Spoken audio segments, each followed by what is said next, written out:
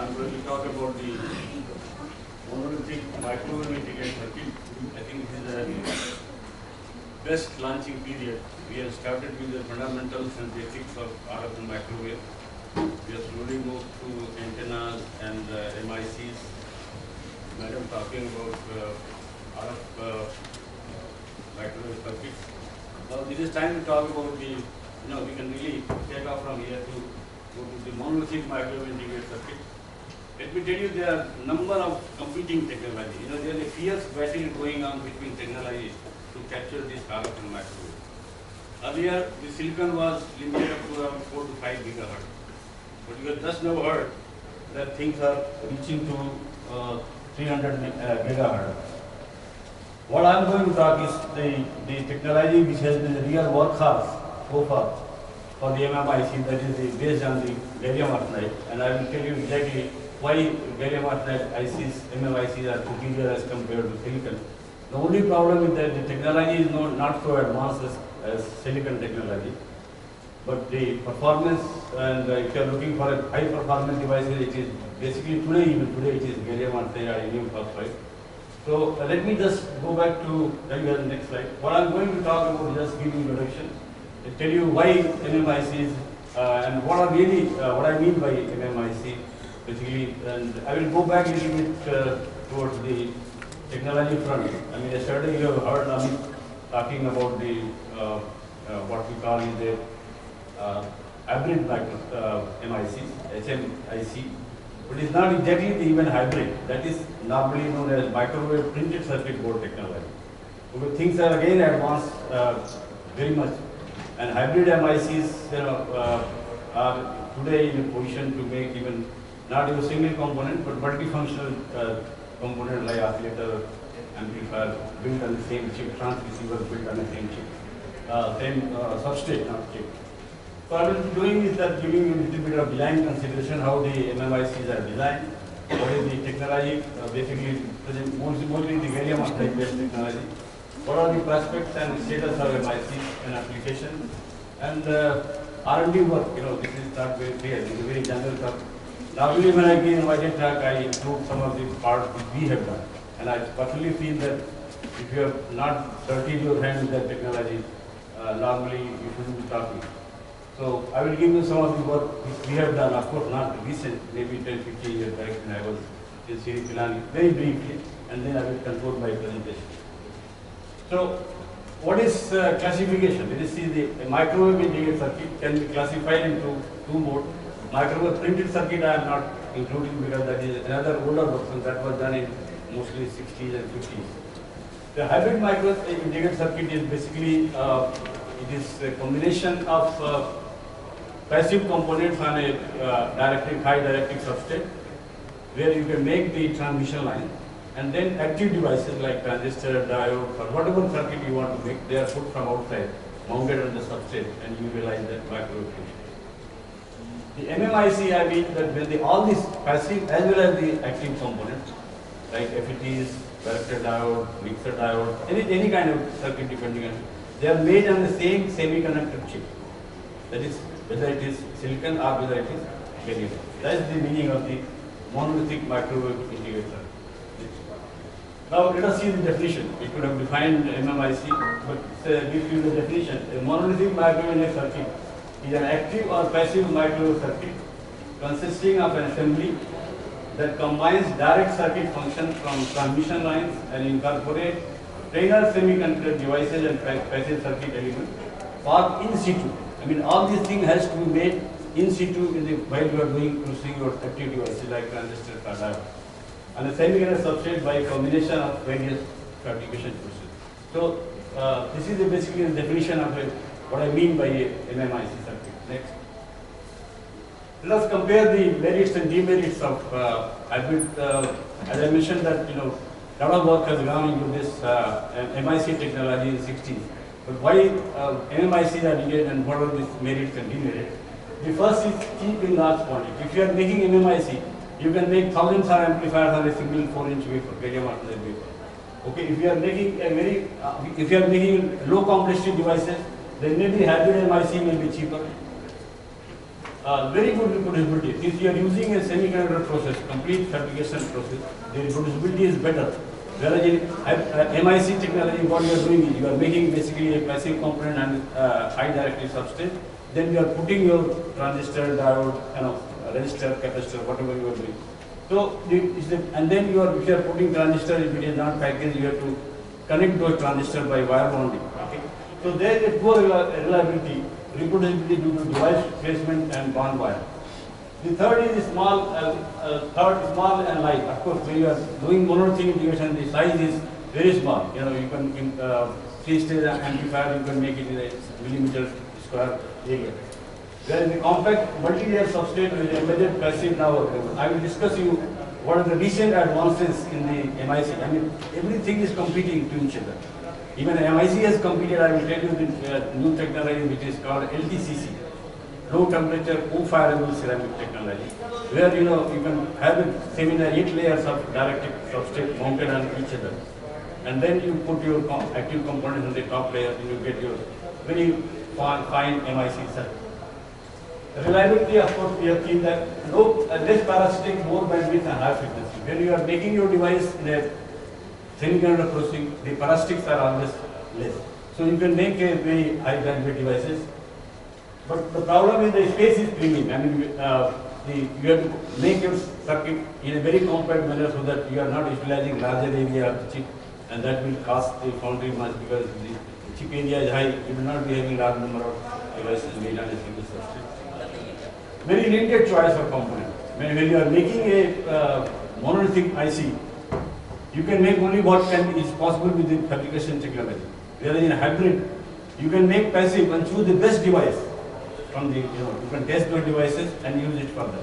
So there is a very limited choice so far as monolithic technology is concerned. But hybrid technology, that is MIC technology, has got advantage that you can use best device for certain purpose. Like if you are making a low noise amplifier, you can take a packaged single hemp device, that is the lowest noise which can be obtained so far. So you can use indium phosphide, indium gallium arsenide hemp for low noise amplifier. So long turnaround time. I mean, if you are working on a monolithic circuit, it needs 7 to 8, 10 level of lithography, advanced design, and all those things. And it takes minimum 3 months to design a circuit and test it, because a lot of processes are involved, starting from design to mass fabrication to fabrication. But life is very easy. If you are working on MIC, it can be very fast. Even you can make it in 1 week's time, and making multiple iterations possible. Normally, MMIC, normally 2-3 iterations, although there are very developed software tools are available, but even then 1 or 2 iterations are needed. It's a very costly affair. Any one set of mask costs you around $10,000. So 1 or 2 iterations are needed for MMIC, but then once you have done that, you can produce large number of devices in a single substrate. Very expensive to start with. I mean, you need to have a complete foundry. If you are working on a gallium arsenide, if you are working in silicon, you need to have a complete foundry. Whereas in MIC, very little equipment are required, as was mentioned earlier. That you have a mask and then put it on a printed circuit board, etch it, and then put the component from outside and make the device. So the first factor, the most important factor is substrate. What kind of substrate we should be using? I mean, what we have heard yesterday is that FR4 or Duride or those kind of substrate which has got a dielectric constant of around 4 to 5, in the range of that. So, but gallium arsenide, silicon, they have got a dielectric constant of 13 to 14. The silicon has got 11.9, gallium arsenide has got 30. So the cost justification is one factor. It should be very costly. The thickness of the substrate and permittivity, that basically defines the impedance range and the frequency of operation. It has to be low loss. The surface finish, since you are going to do lithography or those kind of processes, so surface has to be flat. You can't afford to have a rough surface. The mechanical strength and thermal conductivity of the substrate is important. If you are making a high powered device, the thermal dissipation has to be good, otherwise it will not be a very reliable device. And then no deformation during the circuit processing. That the substrate has to be having sufficient strength so that during processing it doesn't deform. Most commonly used substrate for MIC is alumina, sapphire, beryllium, ferrite, duride, and those kind of substrates like quartz. For MMIC, basically it is the semi-insulating material like silicon, silicon and sapphire, gallium arsenide and indium phosphide. These are all the substrates which are used for mainly for fabricating the MMIC. This gives you the summary of materials and process used for fabricating the MIC. As I mentioned here, this is a printed micro printed circuit technology where basically Teflon kind of substrates are used and this for a base substrate. But if you are using MIC technology, where you are using thin film for making the transmission lines, you can use alumina as a substrate, aluminum nitride, barium oxide as mentioned. Then another technology, there is a thick film called thick film technology, where you have a conductor and resistor paste and you print your substrate through a screen mask and then fire it. So in order to make, rather than going to thin film, you can make it in a thick film technology. So there you use normally alumina, aluminum nitride, barium oxide as substrate. Of course, I will come to that in here. The new kind of ceramic material which is flexible, like a paper when it is not fired. When it is fired, it becomes like a very rigid substrate. So that is called the low temperature co-fiable ceramic and high temperature co-fiable ceramic. So they don't need any substrate. They themselves act as a substrate. Now if you want to use conductor technology, mostly the copper in printed circuit board. In thick film you can use gold, aluminum, copper. In thick film you have number of pastes, pastes are available in a very fine. You can use gold, palladium gold, platinum gold, anything. And these are some of the materials. Dielectrics, of course, you can use silicon dioxide, polyamide, or BCD. These are very extensively used for dielectric material. The glass, ceramic, and recrystallizing glass can be used for dielectric. And LDCC, the tape itself is used as a dielectric. So, for resistor application, you use thin film like a nichrome material, like tantalum nitride, or in thick film you have used ruthenium oxide or doped glass. Co-fiable ceramic, again, the same thing material can be used.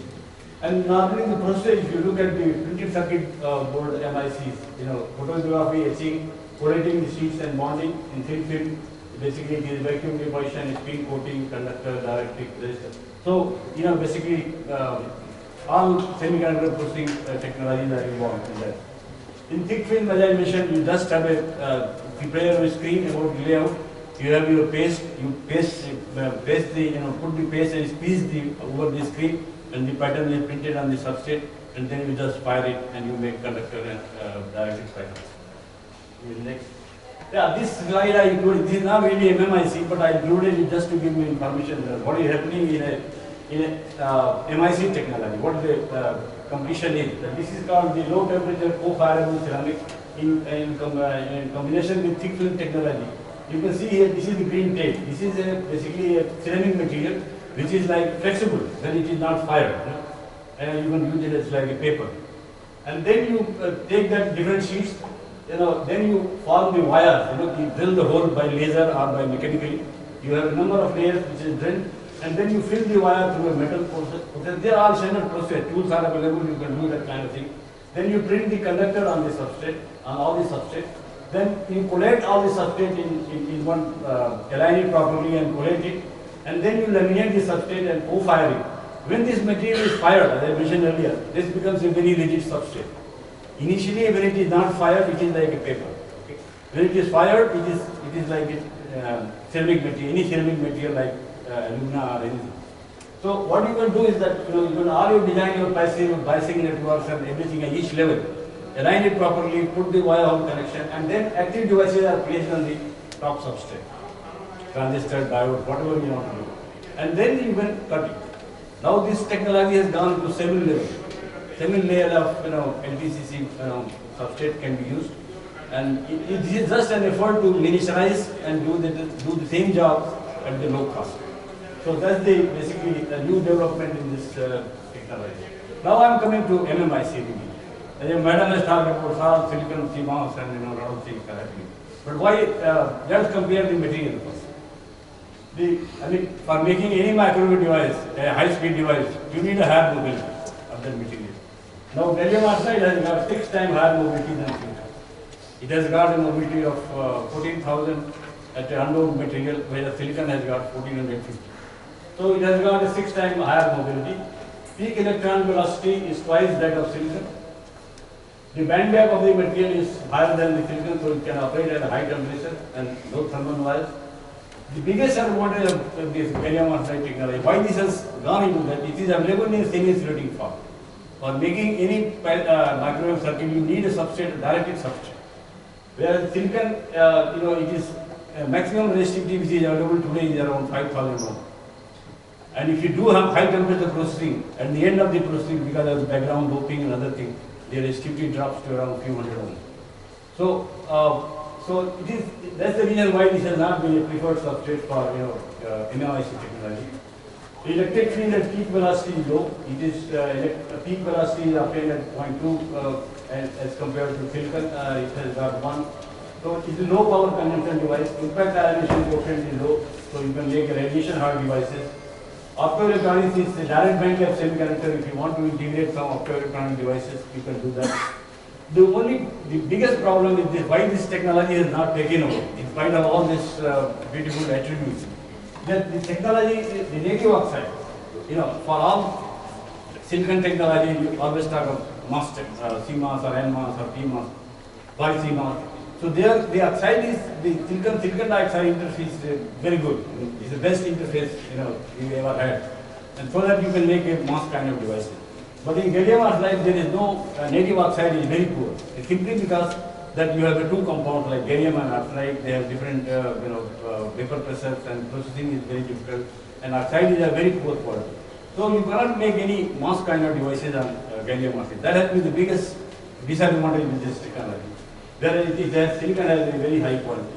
And the diffusion process, like to make any device, you need to have a implantation or diffusion, thermal diffusion, or those kind of things. There are few particular techniques, but the silicon is very highly versatile. You can use ion implantation. Of course, ion implantation is also used in gallium arsenide technology. But high temperature processing is not really favorable in the compound semiconductor. This gives you the, for any microwave circuit, you need to have a substrate which has got the lower loss. Now this gives you the simulated loss at 60 gigahertz for 50 ohm line on a 200 micron silicon. You can see that substrate resistivity is 2000. As long as you are maintaining the resistivity at a few thousand ohm, the loss is very low. But as you go to the resistivity, you can see that the loss dB per millimeter is drastically increasing. And that is the reason why silicon has, most of the MMIC was said 10-15 years ago was dominated by MMIC. Now I will come to why silicon has taken over, is likely to take over because of the new. The losses in a transmission line is because of conduction loss, substrate dielectric loss, and radiation loss. So silicon is not very favorable because it is not available in a semi-insulating form or a high resistive form. Initially it may have, but after processing it loses its resistivity and comes down to a few hundred ohms. Right? Now let us see what are the design approaches for different frequency range. The madam has talked about this. Again, let me remind you that very fierce competition is going on into the designers and technologists. The all transistor. What she has talked is the all transistor. Basically, this is dominated by the semiconductor, logic VLSI people, the design engineers. Whereas MMIC design engineers, they were having a background of microwave. So the all transistor, devices can, what they have done is for going to high frequency. What is being done is basically the parasitics of the transistors are reduced. People have gone into 22 nanometer, 11 nanometer. Those kind of approach has been followed. But for MMIC, basically since it involved microwave engineers, they have taken a different approach, like designing matching network by putting a resistor, capacitors, and different kind of design approaches. So the all transistor can go up to around 5 gigahertz. Then comes the lumped element approach, where it was mentioned earlier that if the device size is of the order of the wavelength, you can make the resistors and capacitors. Of course, they are not pure element. They will be associated with parasitics and those kind of things. So you have to consider the equivalent circuit of each resistor, capacitors, and transistors and inductors before designing an MMIC. So that is one approach where you can, for matching network, you can have a lumped approach. The third approach is the microstrip approach, where the microstrip lines are used for making the inductors, resistors, and capacitors. Because every line at micro frequency has got certain parasitic associated with that. So there are three classifications. I know the line has not come here, but anyway. The microstrip, what is called a distributed approach. In distributed approach, even the microstrip line can be used for making all this matching network. And that distributed approach can be classified into three groups, like you can use microstrip lines, you can use CPW, there is coplanar waveguide lines for making the matching network. The other one is micro machine structure. Now there is an emphasis of doing MEMS approach, like you remove the material from the bottom of the substrates and all those things which I think Professor Paul will be talking. So that even the further ballastics can be reduced by using the micro machine structure. I will show some of the structures for that. So this is basically the design methodology what you can do with that. Now here all transistor you have seen that this is going to hundreds of gigahertz. Now this is not pure silicon. The silicon is limited. This has been possible because of silicon germanium technology which has come only 10-15 years back. The silicon germanium has got a higher mobility as compared to silicon, and the heterostructure has become possible. In gallium arsenide, all the advantages which you are looking, they are all advantages because of the heterostructure. The silicon germanium technology has come only recently, and now you can have a heterostructure made on a silicon substrate. And basically the HBT's cutoff frequency is around 500 gigahertz. And this is a vertical structure, so you don't have to do very fine kind of lithography. You can just control the material growth, do a very fine, very thin base layer, and you can have a very high transit time when you operate the you can have device at a very high frequency.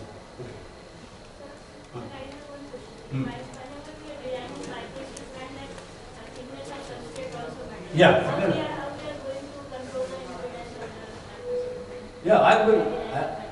Yeah, you have to work on a certain thickness. You take the gallium arsenide substrate or silicon, the substrate are thin, you start processing. There is one limitation I will come. The fixed is around 200, 150 to 200 microns. They are polished, they are brought to that. This is all technology files.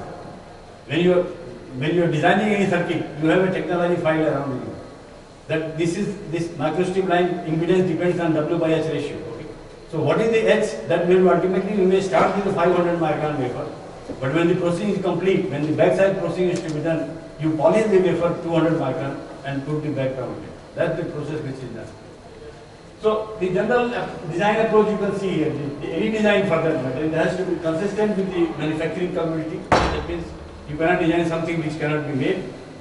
The tolerance to the process variation, when you fabricate devices, processes are going to vary, so your design should be tolerant to the process variation. It must meet the electrical requirement. Thermal design must permit proper heat dissipation.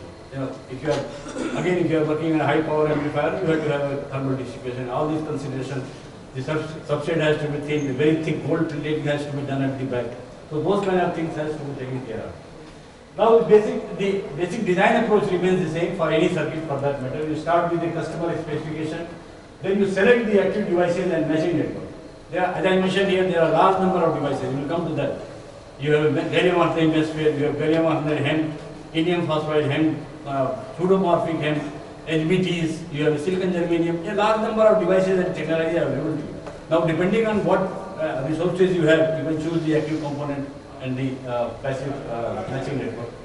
Then you select the circuit topology. Then you have to extensively, all these designs are done using extensively use software tools. There are a large number of software tools they are available, compact, mostly ERAF and touchstone, these are all the software. Then you start designing your circuit. After the circuit has been optimized and designed, you go to the layout generation, you make a mask, and that is how you go for the production for the fabrication of the device. So these are some of the steps which are normally involved in any circuit design similar to the IC design. It's also involved in similar kind of approach. Yeah, this gives you the number of devices which are available to you. The most commonly used device, 10 years back, was the gallium arsenide MOSFET. Because this gives you the low noise, very low noise as compared to any silicon device at that time. And then came the, three eras have gone into, if I call you. The first era was dominated by gallium arsenide MOSFET. The second era MMIC is basically based on HEMT, and that is the pseudomorphic HEMT, the high electron mobility transistor. Just to clarify you, this HEMT device name, this has got a full name in the literature, so we should be aware of that. It is also called MODFET, that is called modulation doped FET. TechFET, two-dimensional electron gas FET, and SDST, selectively doped heterostructure transistor. So the HEMT is known as they are called with the four names. So the gallium arsenide HEMT, you can use even pseudomorphic. Pseudomorphic, I mean that there are two possibilities. You can have a lattice. These are all heterostructure technology devices. So you have a gallium arsenide. You can have an aluminum gallium arsenide as a high band gap material. Now, aluminum gallium arsenide and gallium arsenide are lattice matched. That is, the lattice constant of these materials are same. So you can grow the lattice matched device. But if you are using indium gallium arsenide as a channel material, indium gallium arsenide is not lattice matched to gallium arsenide. So what you do is basically you are growing a strain layer. Okay. When you grow a strain layer, there is a possibility of defect. So the physics says that if the thickness of your grown layer, which is not lattice matched, is less than the critical thickness, all the strain which is generated can be accommodated in the structure. Your indium gallium arsenide channel will be strained, but you get a very high mobility even as compared to the lattice matched structure of this kind of devices. So the pseudomorphic HEMTs are even they are operating around 200 gigahertz. And the foundries are there where you can base your technology with pseudomorphic. The third one is this gallium arsenide LPT. This is again based on aluminum gallium arsenide technology. Heterogeneous bipolar transistor. The other silicon technologies are silicon bipolar, silicon germanium, as I mentioned here. This is a new technology, hardly 10-15 years back, this technology was established. And now this is the dominant technology for silicon RF and analytic circuits are concerned. Then silicon CMOS, silicon bi-CMOS, indium phosphide HEMTs are better than gallium arsenide HEMT, but the technology again difficult, indium phosphide, HBT. These are all 3-terminal devices. But there are other devices like impact diode, pin diode, resonant tunneling diode, gun diodes, and Schottky diode. They are also extensively used for certain applications. Like impact can give you the highest power at a W band, that is in a millimeter wave range. So but the integration of those devices are very difficult. The reason is that the material requirement for transistor and this impact diode or other diodes are different, totally different. So you are always looking for most of the function today people are trying to do in the transistor itself. They can be used as a power source. You can have power transistor, high power transistors and all those things. So yeah, this gives you the different device structure. So this is simple gallium arsenide MOSFET. This is normally done on semi-insulating gallium arsenide. You have a buffer layer, then you have an active layer, which is not shown here. But there is an active layer. You make a source and drain by making ohmic contact, and then gate. As I mentioned here, that this doesn't have a good oxide layer. So normally for modulating the channel, what is done is you make a Schottky barrier diode. Schottky barrier as a gate, and making Schottky barrier and gallium arsenide is very easy as compared to silicon because of the pinning and all those things. So any material you deposit on gallium arsenide will give you very good quality Schottky barrier, simply because that this has got a certain behavior which makes you very good Schottky contact. So MOSFET technology has been the workhorse for the MOSFET technology. The Schottky barrier basically has been the workhorse for. You can have enhancement mode if you reduce the active layer thickness and you deposit Schottky barrier, it will have some depletion layer. The channel is completely depleted. So you have to apply positive bias in order to get the amplification. So that is called the enhancement mode. This is called the depletion mode, or normally on transistor. This is the junction FET. Here, rather than using gate Schottky barrier diode, you can make a clean junction here, and the rest structures will be the same. The high electron mobility transistor, HEMT, as I mentioned earlier. Now, how do high mobility is observed in this kind of structure? Basically, it has got a heterostructure. It has got a